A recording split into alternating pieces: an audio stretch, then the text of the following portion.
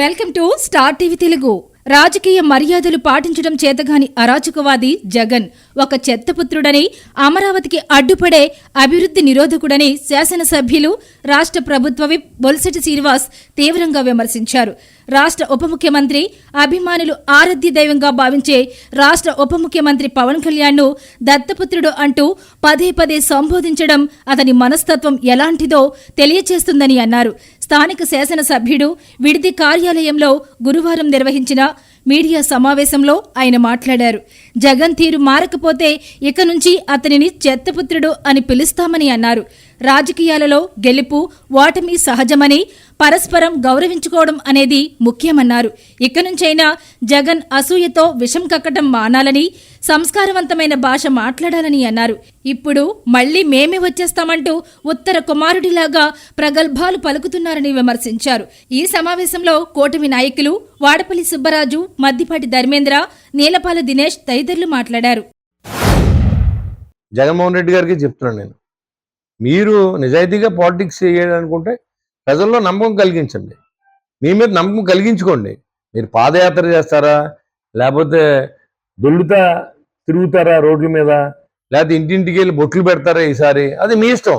మీకు పర్మనెంట్ అయిపోతుంది. నేను ఒకసారి ఇంకొక 4-5 సార్లు కనుక ఈ చెత్తపుత్రుడు ఉత్తర కుమారుడు అంటే నాకేమైనా పెట్టుకోండి, నన్ను ఏమైనా అనుకోండి, నాకేం ఇబ్బంది లేదు. నేను పార్టీ కోసం, కూటమి కోసం, ప్రజల కోసం కష్టపడి మనిషిని. నా కోసం నాకు ఒక్క పని కూడా నేను ప్రభుత్వం దగ్గరికి వెళ్ళను, ఈ రోజు వరకు ఎప్పుడు వెళ్ళను కూడా. నాకు ఈ పని చేసి పైరువేలు చేసేవాడిని కాదు, నేను ప్రజల కోసం పని చేసేవాడిని. మీరు ఏమన్నా పిల్లలు ఉండండి, మేము మాత్రం ఈసారి పవన్ కళ్యాణ్ గారు మీ దత్తపుత్రుడు అంటే మీరు చెత్తపుత్రుడు అవుతారు, ఉత్తర కుమారులు అవుతారు. దీన్ని నేను పదే పదే మాట్లాడవలసిన అవసరం ఉంటుంది. ఇది లాస్ట్ అండ్ ఫైనల్ అనుకున్నాను. ఈసారి మీరంటే ప్రతి వాళ్ళు ఈసారి మాజీ ముఖ్యమంత్రి అంటారు, ఉత్తర కుమారుడు ఏం మాట్లాడారో ఇవాళ మాట్లాడుకునే పరిస్థితి తీసుకురావద్దని, దత్తపుత్రుడు అని. నేనేమన్నానంటే ఇంకా మీరు ఆ భాష మానకపోతే జగన్మోహన్ రెడ్డి గారు శాశ్వత నామ చెత్తపుత్రుడు. చెత్తపుత్రుడు అంటే మీకు అర్థం తెలుసుగా, కన్న తల్లిదండ్రులకు సుఖం ఉండదు, రాష్ట్ర ప్రజలకు సుఖం ఉండదు. తండ్రి అధికారం పెట్టి డబ్బు లూటీ చేసిన వ్యక్తి 40,000 కోట్లు ఈడీ ఆ రోజు సీజ్ చేసింది. నీకు ఎక్కడి నుంచి వచ్చింది ఆ డబ్బు? 2004లో మీ ఆస్తి. మీరు ఒక పక్కన తప్పులు చేసుకుని ఇవాళ కూటమి ప్రభుత్వాన్ని, చంద్రబాబు నాయుడిని, పవన్ కళ్యాణ్ని తిడతా ఉంటే, అమ్మనేయాలని తిడతా ఉంటే మీ కార్యకర్తలను తీసుకొచ్చి సన్మానం చేసిన ఘనత మీకు దక్కుంది. ఇవాళ భారతి గారిని ఒక మాట అంటే 24 అవర్స్లో అరెస్ట్ చేసిన ప్రభుత్వం కూటమి ప్రభుత్వం కాదని అడుగుతుంది. ఒక ఆడకూతుర్ని ఇవాళ శర్మిలను తిడితే, ఎంత నీచంగా తిడితే, నువ్వు తిట్టిస్తే అసలు ఇంకొకటి ఎవడన్నా ఆ చెల్లిని కానీ ఆ తల్లిని కానీ అంటే నరికేస్తాడు ఎవడన్నా మామూలుగా మన సంస్కృతి ప్రకారం. అలాంటిది మన మనుషులు తిడతా ఉంటే మీరు సంకలు కొట్టుకుంటే మీరు చెత్తపుత్రులు కాక ఏమవుద్దని అడుగుతున్నా. ఉత్తర ప్రగల్భాలు మళ్ళీ మనం వస్తాం.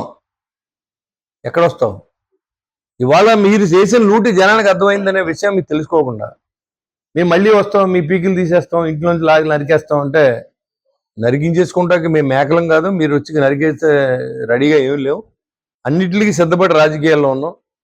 మీరు నిజాయితీగా ఉండి ప్రజల్లో నమ్మకం కలిగించుకుని మీరు మళ్ళీ నెగ్గొచ్చు, తప్పులేదు. ప్రజల అభిమానాన్ని కోరుకుంటేనే నెగ్గుతాం మనం. ఈ ఉత్తర ప్రగల్భాలు ఎలా ఉంటాయంటే 170 సీట్లు మనం నెగ్గుతున్నాం.